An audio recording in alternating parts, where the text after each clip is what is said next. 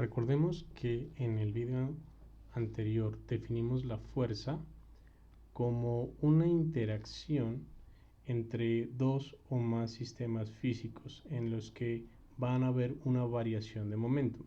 Comencemos primero que todo recordando que el momentum está dado por el producto entre la masa y la velocidad, y cuando nosotros consideramos una variación de ese momentum en un cierto intervalo de tiempo, lo que obtenemos por definición es la fuerza. Es decir, la fuerza viene siendo la derivada del momentum con respecto al tiempo, que veíamos que para el caso de masa constante, si la masa del sistema no cambia, la fuerza podía escribirse como el producto entre la masa por la aceleración del objeto sobre el que se está haciendo la fuerza. Recordemos también que habíamos dicho que las unidades de fuerza son los newtons, definiéndolos como un kilogramo por metro sobre segundo al cuadrado. Asimismo, si nosotros estudiamos esto y hacemos un análisis en términos de la trayectoria que experimenta una partícula, o más bien la trayectoria que está siguiendo una partícula, pero que experimenta una desviación debido a alguna fuerza, recordemos dos cuestiones primeramente importantes. La primera es que cuando la partícula de masa m se encuentra en un cierto punto, ella experimenta una velocidad o tiene una velocidad que ya sabemos es tangente a la trayectoria, y al mismo tiempo posee una aceleración que está apuntando siempre hacia la concavidad. Ahora bien, como estamos mirando de la relación que nos está dando esta segunda ley de Newton, el hecho de que la fuerza es directamente proporcional a la aceleración, quiere decir también que la fuerza va a estar apuntando en la misma dirección que lo está haciendo la aceleración. En este caso, tal como se está indicando en la figura. Es decir, la fuerza está apuntando en dirección de la concavidad de la trayectoria. Ahora, antes de comenzar a analizar los diferentes tipos de fuerza, los cuales comenzaremos introduciendo respecto a sus propiedades vectoriales, lo primero que quiero es hacer un análisis de las unidades. Observemos. Es claro que, como ya lo mencionamos anteriormente, cuando trabajamos respecto al Sistema Internacional de Medidas, el MKS, nosotros tenemos una unidad que llamamos un newton, y que yo acabo de mencionarlo como definido en términos del kilogramo, el metro y el segundo, de la siguiente manera: un newton equivale a un kilogramo por metro sobre segundo al cuadrado. Pero evidentemente existen otros sistemas de unidades en los que también vamos a tener fuerzas. Por ejemplo, si hablamos del sistema CGS, entonces definimos una DINA como una unidad de medida de fuerza, y una DINA se va a definir como un gramo por centímetro por sobre segundo al cuadrado. La relación existente entre estas dos unidades es que un newton va a equivaler a 10 a las 5 dinas. Le dejo a usted de ejercicio el comprobar que esto realmente es así. Pero también tenemos otras unidades de fuerza, por ejemplo, esta que es muy común, aunque a veces no caemos en cuenta de ellos, la conocida como el kilopondio,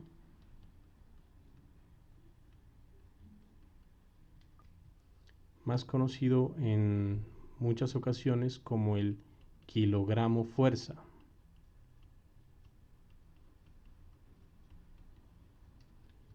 Esta unidad de medida es importante porque en magnitud coincide con el valor de la masa de un objeto. Existe una relación entre el kilogramo fuerza y el newton, de tal manera que un kilopondio o un kilogramo fuerza equivale a 9.8 newtons.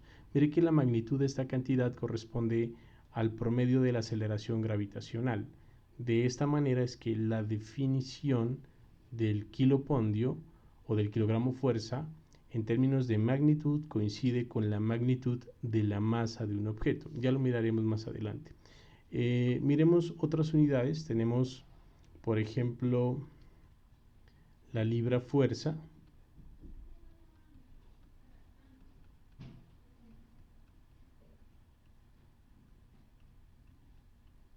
que equivale a 4.45 newtons. Tenemos la tonelada,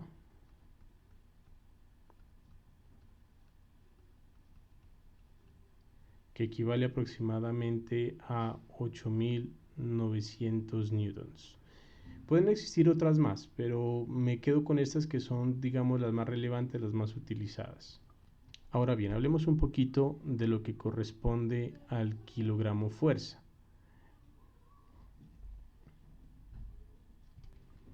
Les mencionaba que esta unidad, que podemos denotarla como K sub P por kilopondio o K sub GF por kilogramo fuerza, es una unidad de medida que tiene una magnitud que por definición coincide con la masa de un objeto. Por ejemplo, suponga que usted tiene un costal cuya masa sea, por ejemplo, 50 kilogramos. La masa, ¿sí? Es decir, M viene siendo igual a 50 kilogramos. Entonces, la fuerza que corresponde al peso de este costal sería entonces igual, vamos a introducir aquí entonces el peso, igual a 50 kilopondios o 50 kilogramos fuerza. Eso es lo que queremos dar a entender. Luego vamos a entender por qué es así. Pero por ahora lo que me interesa es ese hecho, que usted entienda que cuando hablamos de 50 kilogramos en términos de masa, coincide con 50 kilopondios o simplemente 50 kilogramos fuerza. ¿Y esto por qué es así? Porque voy a definir la primera forma de fuerza, vamos a llamarla el peso. El peso de cualquier objeto, que lo vamos a denotar con la letra W, se tiene que es igual al producto de la masa por la gravedad. ¿Y esto por qué es así? Recordemos de la ecuación que tenemos acá, que es la segunda ley de Newton, que la fuerza es igual al producto entre la masa por la aceleración. ¿Sí? Entonces, cuando tenemos un objeto que tiene una masa, este objeto se encuentra expuesto a una aceleración que es la aceleración gravitacional, que por ejemplo si usted lo levanta y lo deja caer, es la que lo obliga a que, partiendo de una situación de reposo, por ejemplo, que usted simplemente lo soltó, comience a caer con una cierta velocidad inicial que era nula, pero empieza a acelerarse hasta llegar al piso con una velocidad diferente de cero. Entonces eso es porque existe una aceleración que en este caso corresponde a la gravitacional. Y como la segunda ley de Newton nos dice que la fuerza que experimenta ese objeto debe ser igual a la masa del objeto multiplicada por la aceleración que está experimentando, en este caso esa aceleración es la de la gravedad. Entonces tendríamos masa por gravedad, que viene siendo la aceleración. Por eso, el peso de un objeto se obtiene como el producto de su masa por la gravedad. En el caso que nos está interesando aquí, hablando en términos del kilopondio, mire que la definición de esta unidad se hizo, como les decía, de tal manera que la magnitud de la masa coincide con la magnitud del peso del objeto que se está estudiando. Y cuando, por ejemplo, usted se pesa en una balanza y la balanza le está diciendo o le está dando un valor de kilogramos, realmente le está dando el valor de su masa, o que es lo mismo decir de su peso, pero su peso se lo está dando en kilopondios. Entonces, por ejemplo, si yo le digo a usted que yo peso 80 kilogramos, por ejemplo, quiere decir que mi masa es de 80 kilogramos y mi peso es de 80 kilogramos. Pero si yo quisiera mi peso en las unidades correspondientes al MKS, por ejemplo, hagámoslo acá.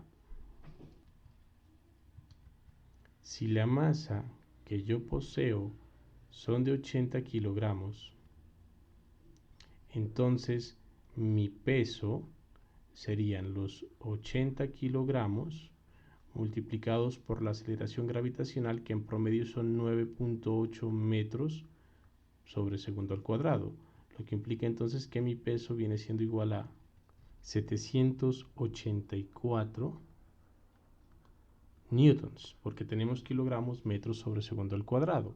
Entonces el peso de este personaje, porque estoy diciendo que él tiene 80 kilogramos de masa, entonces yo puedo decir que el peso en newtons serían 784 newtons, o el peso en kilopondios o en kilogramos fuerza sería de 80 kilogramos fuerza.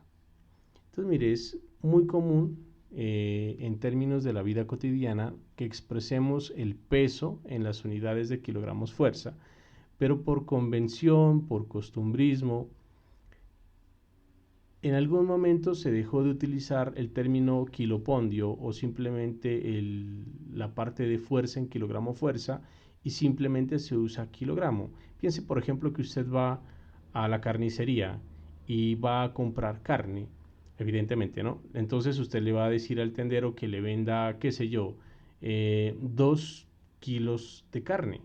El tendero entiende que lo que le está hablando es del peso, va a pesar cuánta carne le está vendiendo a usted.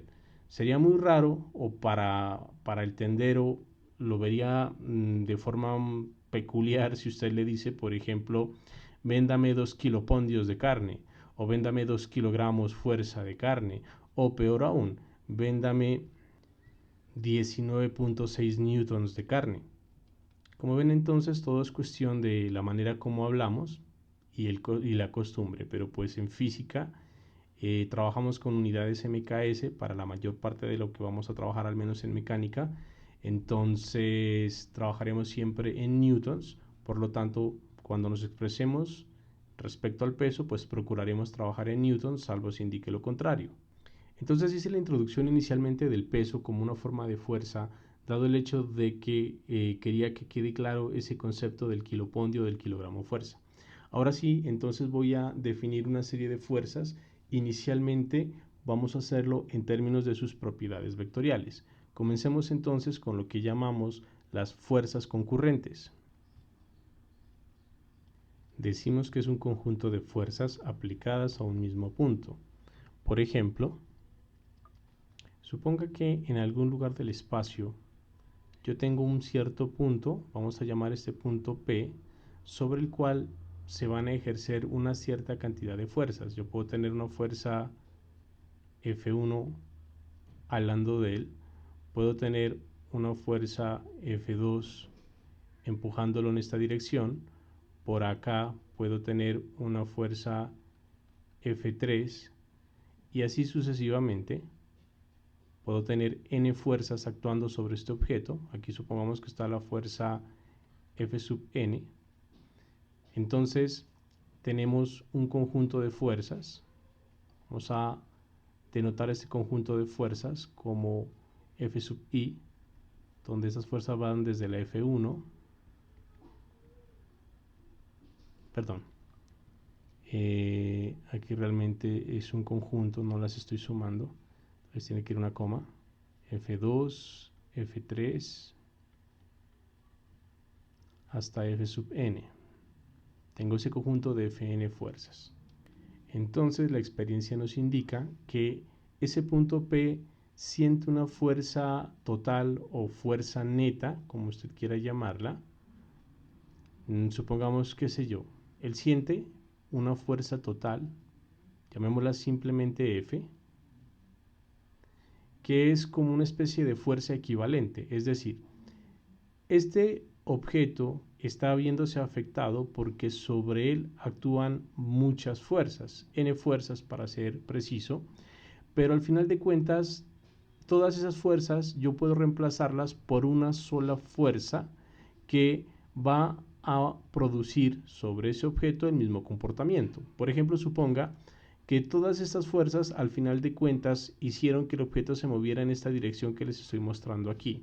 Es totalmente equivalente decir que él se movió por una sola fuerza en esta misma dirección. Y de tal manera que la magnitud de esta fuerza coincide con la magnitud debida a todas las fuerzas que lo están afectando. Entonces, esa experiencia nos indica a nosotros el hecho de que la fuerza total que experimenta el objeto, pues simplemente se va a obtener aplicando el principio de superposición del que ya les había hablado anteriormente, es decir, asumiendo que la fuerza total corresponde a la suma vectorial de todas las fuerzas que están actuando sobre nuestro sistema a estudiar. En este caso, pues el punto P, aquí es Fn, y esto, para resumirlo, simplemente lo escribimos en forma de sumatoria. Sumatoria con i desde 1 hasta n de f sub i. O sea que para el caso de fuerzas concurrentes podemos de manera muy sencilla obtener la fuerza total, dado el hecho de que todas las fuerzas están actuando sobre el mismo punto, pero tenga presente que es una suma vectorial. Por ejemplo, si nosotros pensáramos en términos de coordenadas, porque al ser un vector evidentemente va a tener coordenadas, por sencillez lo voy a hacer en el caso del plano, en el caso dos dimensional, pero todo lo que yo diga al respecto lo va a satisfacer también el caso tridimensional.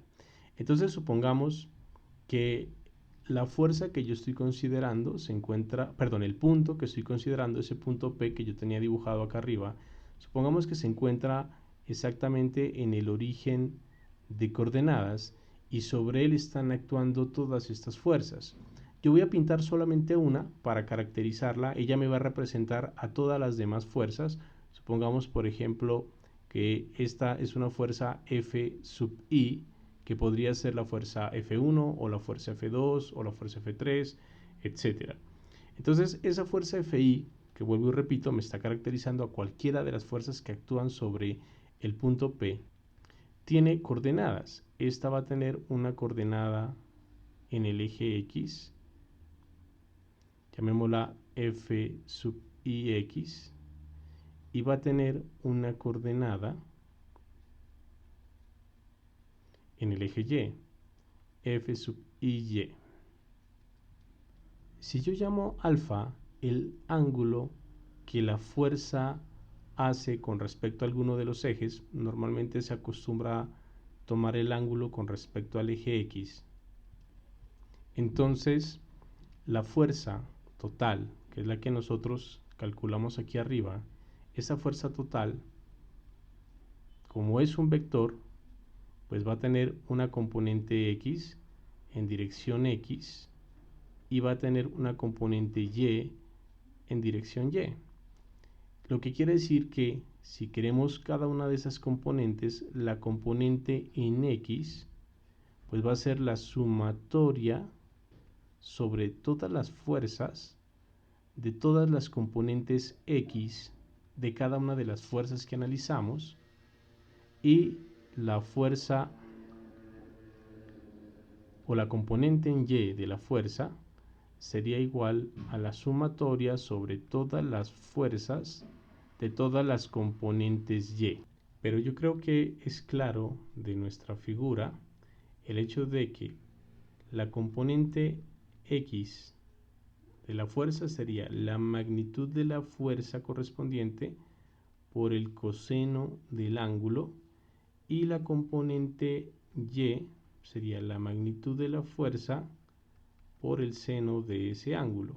Entonces, si reemplazamos eso en nuestras fórmulas para las fuerzas, tendríamos que la fuerza en X es igual a la sumatoria desde i igual a 1 hasta n de FI por coseno de alfa I, y acá tendríamos la sumatoria desde igual 1 hasta n de FI por seno de alfa sub I. Ahora, respecto a la fuerza total, es claro que cuando se obtenga la fuerza neta, supongamos que sea esta, ella va a tener componentes X y Y como ya lo observábamos aquí. Y asimismo va a estar formando un ángulo alfa con alguno de los ejes, el eje X en este caso. Entonces, la magnitud de la fuerza va a ser la raíz cuadrada de su componente X al cuadrado más su componente Y al cuadrado, y su dirección, o sea, el ángulo que forma con el eje X en este caso, pues sería alfa igual al arco tangente de la relación entre Fy respecto a Fx. Entonces tendríamos estas dos fórmulas respecto a la fuerza total. Vamos a mirar un ejemplo. Nos piden calcular la fuerza resultante sobre el punto P debido a esas cuatro fuerzas que nos muestran en la figura. Yo voy a llamar F1 a la fuerza cuya magnitud es de 1200 kilopondios. F2 a la fuerza cuya magnitud es de 900 kilopondios. F3 a la fuerza cuya magnitud es de 300 kilopondios. Y F4 a la fuerza cuya magnitud es de 800 kilopondios. Entonces, de acuerdo a las ecuaciones que tenemos arriba, es claro que la fuerza total va a tener una componente X, Fx, que sería F1 coseno de alfa 1 más F2 coseno de alfa 2 más F3 coseno de alfa 3 más F4 coseno de alfa 4. Si hacemos lo mismo para Y, obtendríamos, recordando que de acuerdo a nuestra fórmula, el ángulo alfa es el ángulo que está formando la fuerza con el eje X. Debemos ser muy cuidadosos con eso. Entonces, bien, comencemos. Empecemos con Fx. Mire que Fx sería igual a F1, su magnitud es de 1200 kilopondios, 1200 por el coseno de alfa 1. Si miramos el vector correspondiente, miramos que el ángulo que forma con el eje X es 0. Entonces tendríamos aquí coseno de 0 más F2. Miremos, F2 vale 900 kilopondios. 900 por el coseno. Miremos qué ángulo hace con el eje X F2. Hace un ángulo de 40 grados. Entonces tendríamos coseno de 40 más F3, que vimos que era 300 kilopondios, por el coseno del ángulo que hace con el eje X. Miremos acá. Ojo que F3, aquí nos están diciendo 30 grados, pero observe que este 30 es con respecto al eje Y. Como usted sabe que esto es un ángulo de 90 grados, evidentemente para completar los 90 grados aquí faltan 60 grados. O sea que el ángulo que está haciendo este señor con este eje viene siendo 60 grados.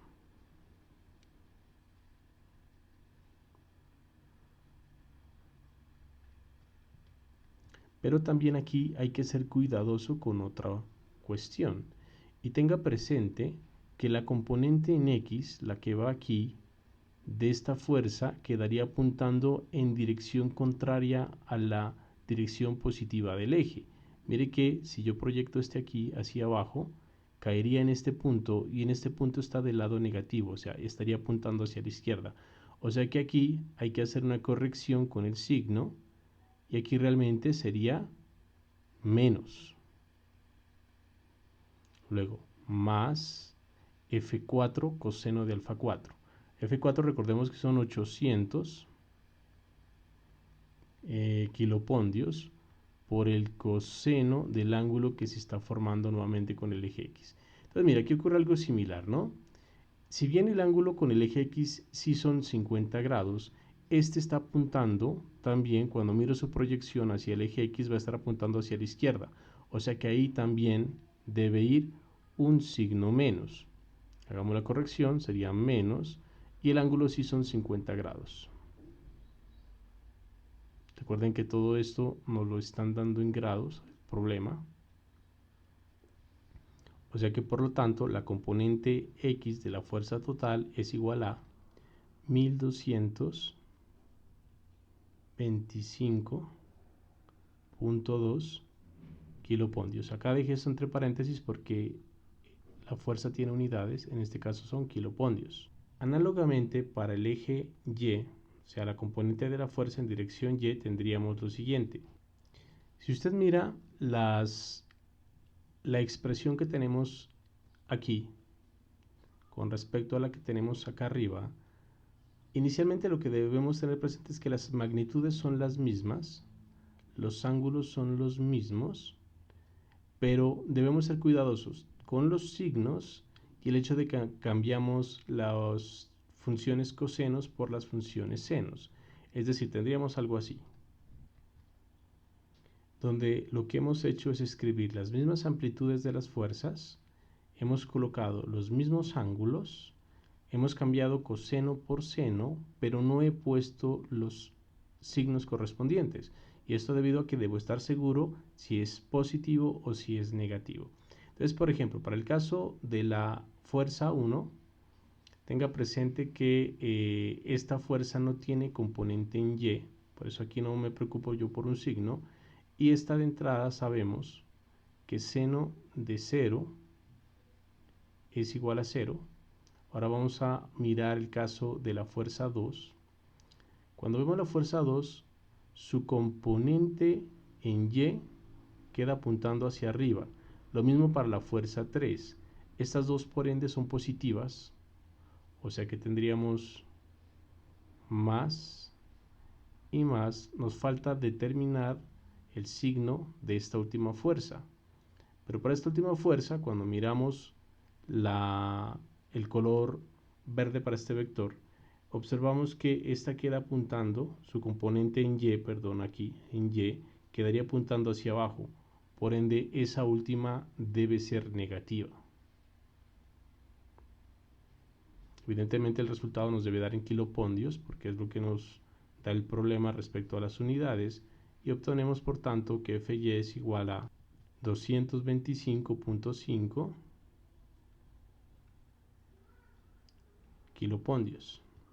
Entonces yo puedo escribir la fuerza vectorialmente como 1225.2 en dirección Y más 225.5 en dirección J en unidades de kilopondios. Recuerde que siempre tiene que expresar las unidades.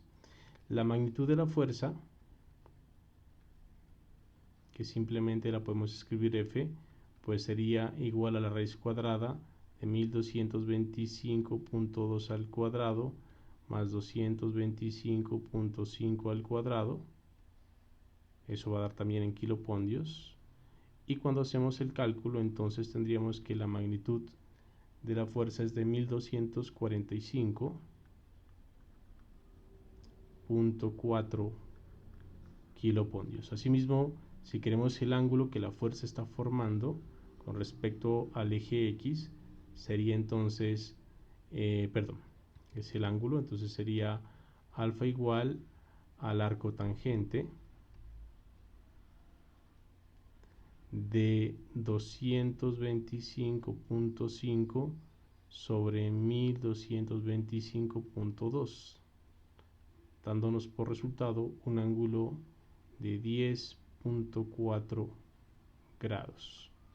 Entonces, más o menos la fuerza resultante, si nos vamos a nuestro dibujo, nos daría un vector de más o menos 10 grados, es decir, en esta dirección. Observe que prácticamente quedó tendiendo a la dirección de la fuerza mayor, que era lo que estábamos esperando. Dado el hecho de que esta de 1200 es la más grande, pero pues no queda del todo en esa dirección porque estas otras también están afectando. Entonces, bien, en resumen, hemos definido